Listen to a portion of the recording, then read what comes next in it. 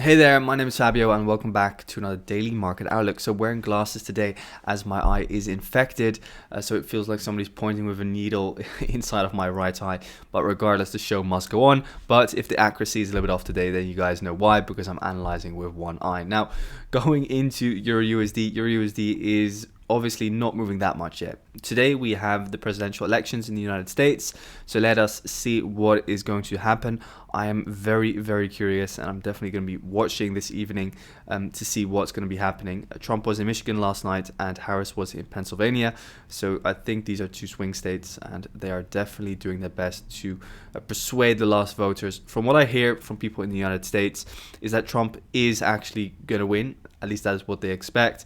But to be honest, I don't really, let's say care that much in the sense that the positions are going to do what they're going to do.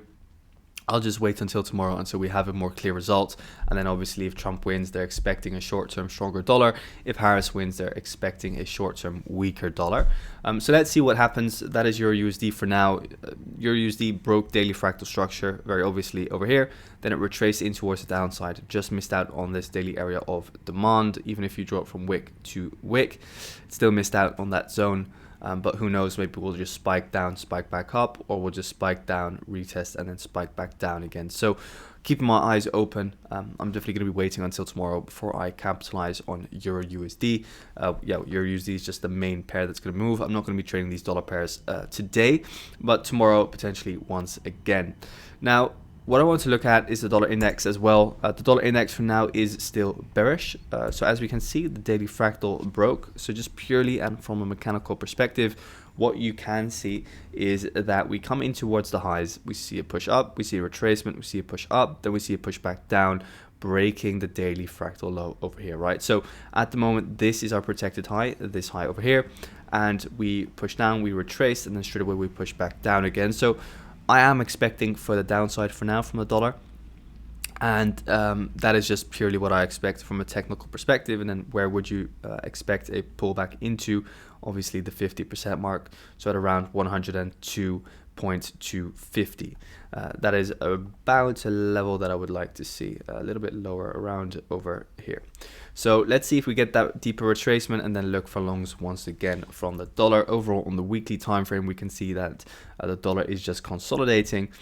It's still inside of this bigger range. We are getting back into a premium and we are inside weekly supply, so facilitating a potential pullback in towards downside would not be that strange. But then again, the elections can just do whatever they want. But for now, the dollar is bearish, making me inclined, or should incline you, not to look for those Aussie dollar, NZD dollar, euro dollar, pound dollar shorts, okay? Because that just is lower probability with a bearish dollar at the moment from a technical perspective.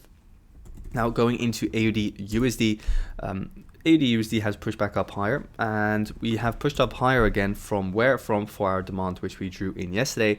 So as you can very clearly see, the sell before that big buy up has now acted as your demand zone, so it's going to come back up in towards this supply zone over here. For now, let's see what it does inside of there. For now, the 4-hour fractal is still bullish. So what do I mean with the 4-hour fractal? The 4-hour fractal is just the market structure based on individual candlesticks. So at the moment, this is your 4-hour low, this is your 4-hour high.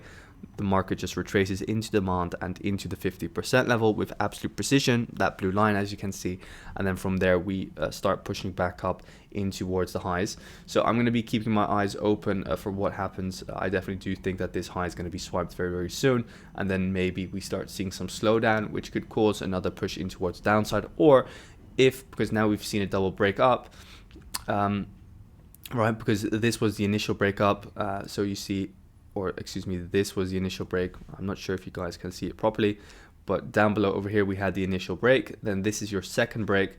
So what you're actually seeing is just a push down, push up, pull back, push up, pull back. So you've already seen a double break in towards the highs, making this already a lot higher confluence that we're going to move up from this area of demand.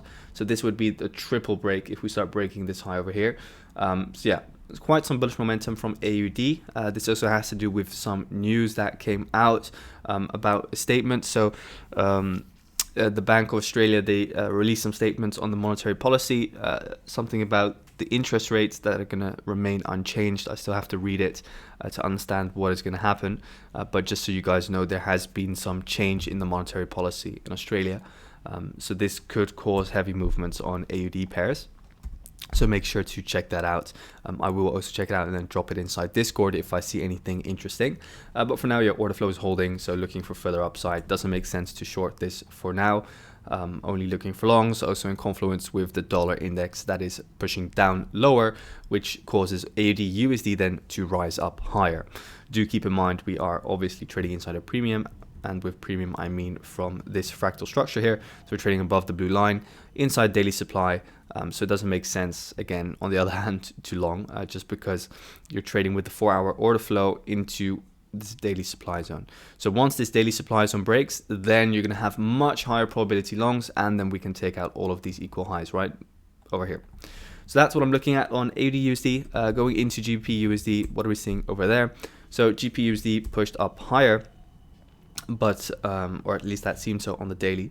What I mentioned again in yesterday's video, demand over here is now in control, so I'm not looking for any shorts. If we would have broken this low over here, then shorts would be a little bit more interesting again, but for now the order flow is holding. So here we had this imbalance candle push the market up higher, and then again this sell before the buy now acting as your demand zone.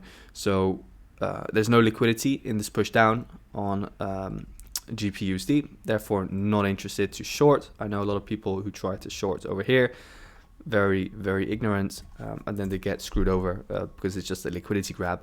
So follow the order flow for now.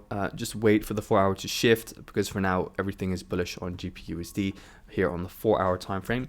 Yes, the daily is still bearish in the sense that the daily still has this as its supply, so this buy before the sell down, acting as supply zone to push the market down lower.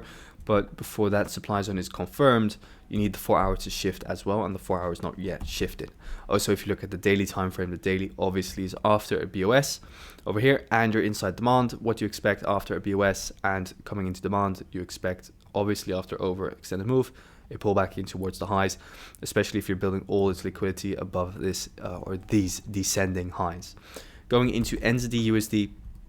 NZDUSD is just consolidating the heaviest of all pairs. I am not doing anything with this at the moment. You can see similar to AUDUSD that it reacted to this demand zone, but again, it's much more choppy. So just staying out of this until after the elections. Not even going to focus on it. Going into gold, last of all, gold is going to move big time today, I expect. As you can see yesterday, nothing really changed. This supply zone pushed the market down lower. Yes, we did liquidate the low over here, but then you want to see a shift in the market structure and then continuation, because for now the supply is just holding. So again, this supply zone is now holding. So this over here, this buy up before the sell down. So as long as we do not break it, we cannot yet look for longs. Let's say we break this upper black line, then yes, longs will become interesting once again, because then the order flow will shift bullish. So only look for longs once we break around 27.48, something like that. So that's it for today, guys. Thank you so much for tuning in. Wish you all a fantastic trading day, and see you inside Discord.